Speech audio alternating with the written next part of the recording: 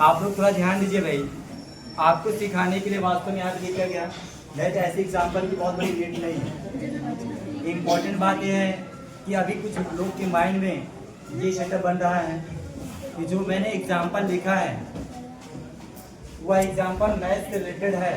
एक सेंटेंस होता है 2 and 2 makes 4। अगर आप शांत होकर के सुनते रह गए तो फिर एक अच्छी चीज सीखेंगे। वो आता था बट इनसे तो नहीं कहेंगे, ठीक है। ये लोग में दुश्मनी थी, कोई सिखाने जाएगा इनको, ठीक है।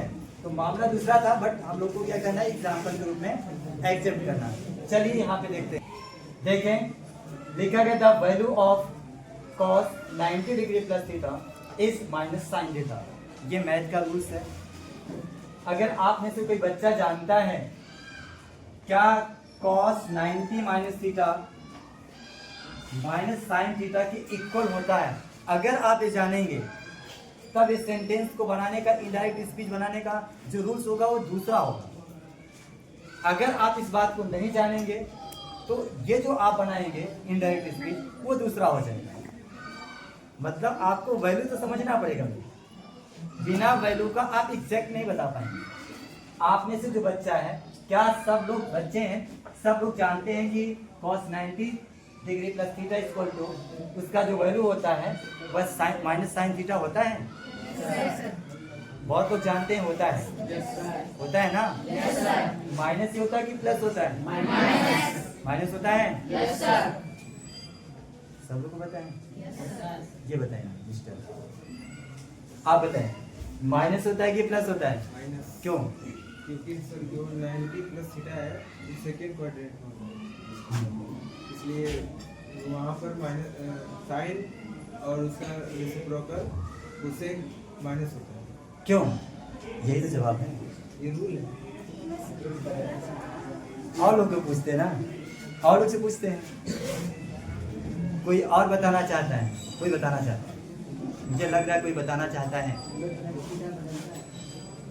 चलिए आप बताइए, कौन बता रहे हैं? सत्य बता रहा है। अनमोल बताएंगे? सत्य बता रहा है। जी अनमोल बता रहे हैं। आप ध्यान दें, क्वेश्चन फिर से सुने।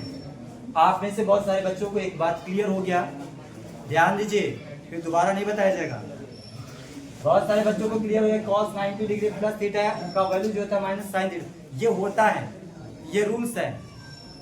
मैंने पूछा कि माइनस होता है कि प्लस होता है, इन्होंने कहा माइनस ही होता है। क्वेश्चन है क्यों होता है माइनस? एक्सिस होता है और वाई एक्सिस 90 डिग्री का एंगल होता है जी। तो आधार जो होता है वो हमारा नेगेटिव होता है और cos का मान मतलब 90 सेकंड क्वाड्रेंट में होगा।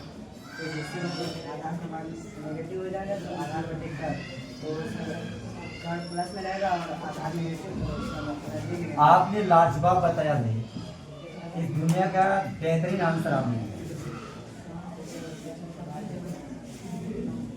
इसमें एक पॉइंट सीखने की है। आप में से जो बहुत बच्चे इस बात को जानते हैं कि ये रूट पॉइंट होता है, उसके दाहिने तरफ प्लस नंबर्स को डिस्प्ले किया जाता है और यहाँ पर माइनस, मतलब लेफ्ट साइड में माइनस।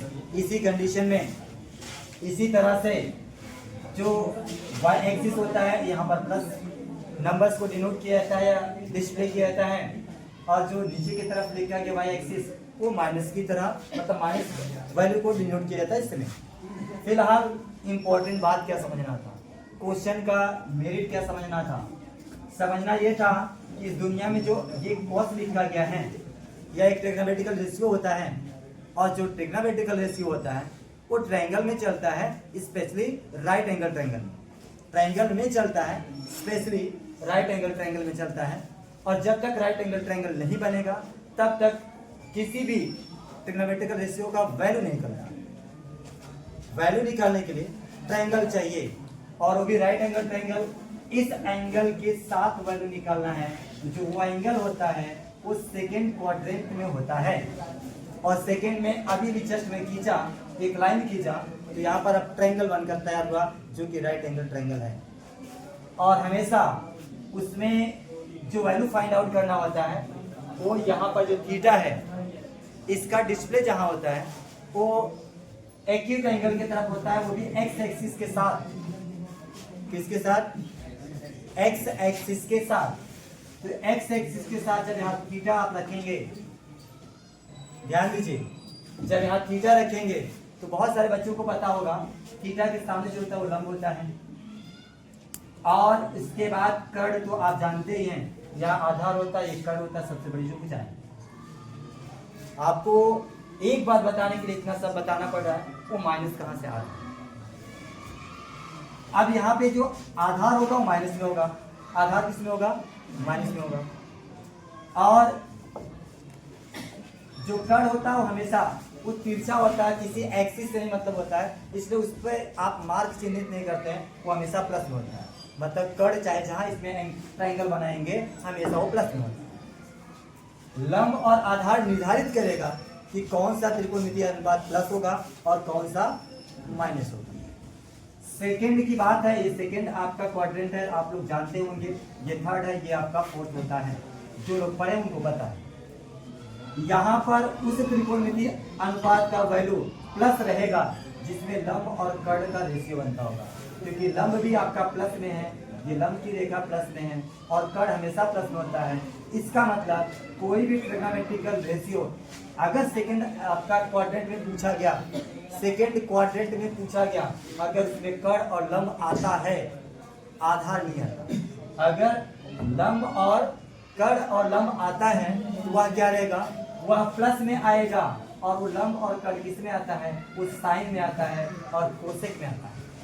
बाकी जो भी पूछा जाएगा वो माइनस में। क्यों पूछा जाएगा तो माइनस में आएगा, क्योंकि यहाँ पर आधार के साथ जिसका अनुपात लगता होगा, जिसका किसके साथ लगता है, आधार के साथ अनुपात रहेगा। ध्यान दीजिए, आधार बटे लंब हो चाहे आधार बटे कर्ण आए, दोनों आप रेशियो समझ गए होंगे, टेन और कॉस के साथ रहेगा। किसके साथ, टेन और कॉस के साथ लगता है, किसके साथ, टेन और कॉस के साथ लगता है, तो टेन और कॉस ध्यान करिए, नहीं जाएंगे, कर दीजिए, गार्जियन का लिए वेट करें, रह जाओ इसको, आप रोकी हैं कि चल रहा है, ठीक है।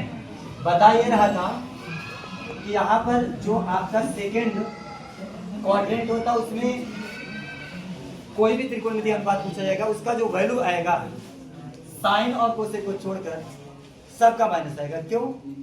क्यों का जवाब है यहाँ पे, क्योंकि साइन और कोसेक का ही अनुपात जो लगता है लंब और कर्ण का, वो केवल साइन और कोसेक के साथ लगता है, बाकी आधार के साथ जिसका रेशियो लगता होगा वो सभी क्या हो जाएंगे, माइनस। तो कॉस में क्या आता है, जो बच्चा पढ़ा है वो जानता है, कॉस में आधार बटे कर्ण आता है, क्या आता है, तो आधार रहेगा तो माइनस हो जाएगा, तो माइनस अपॉन अगर प्लस करेंगे तो उसका वैल्यू क्या आता है, माइनस आता है।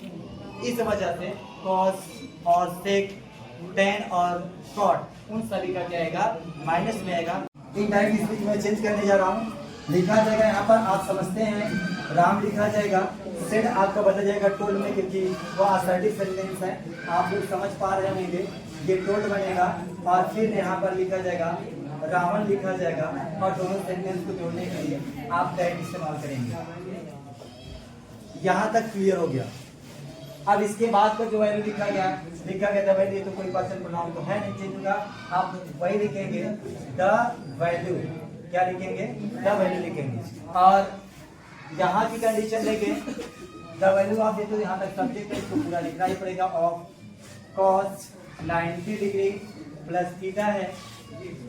अब यहाँ पे इज का कमाल है, आप लोगों को बढ़िया से बताया गया है, अगर जब सेड आया मतलब रिपोर्टिंग ऑफ का सेंटेंस पास्ट में हुआ, रिपोर्टेड स्पीच का सेंटेंस भी पास्ट में बनता है, इस समाज किसमें चेंज होता है, किसमें, वॉज वर्ब में चेंज होता है, किसमें, वॉज वर्ब में चेंज होता है। यहाँ पर इज किसमें बदलेगा, इज में ही रहेगा,